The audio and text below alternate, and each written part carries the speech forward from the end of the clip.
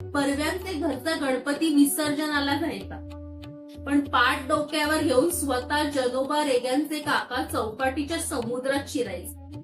लाठा अंगावर घेत जनोबांचे काका पाण्यात शिरले की पोरं भ्यायची. मोठी माणसं म्हणायची, काका जरा बेतानं.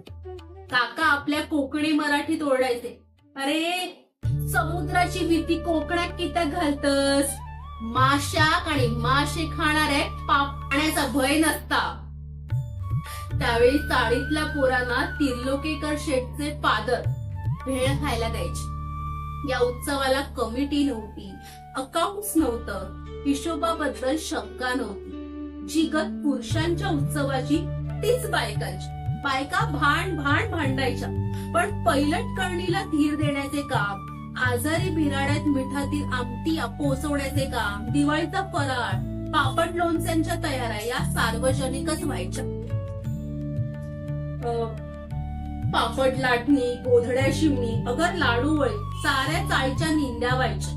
त्यासाठी मंडळांची निराळी कचेरी आणि पदाधिकारी होत्या.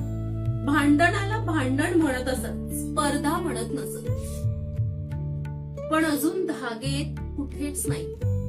अजूनही चाळीत लग्न मुंज झाली तर माणसं अंग मोडून राबतात.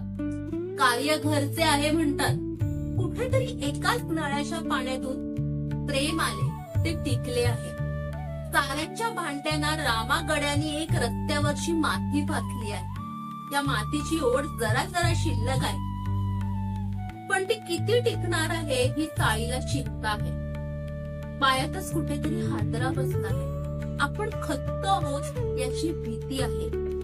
आद्य मायलं कैलासवासी धुळा नामा बटाट्याची चाळ बांधली तेव्हा 4 माणसांचा संसार इथे सुखाचा व्हावा अशी इच्छा भाड्याच्या पैशाच्या खाली दडलेली होती. समोरच्या चाळीत आपोआप पडल्या किंवा पाडल्या, पण या भिंतीने ती खरी हादरली नाही.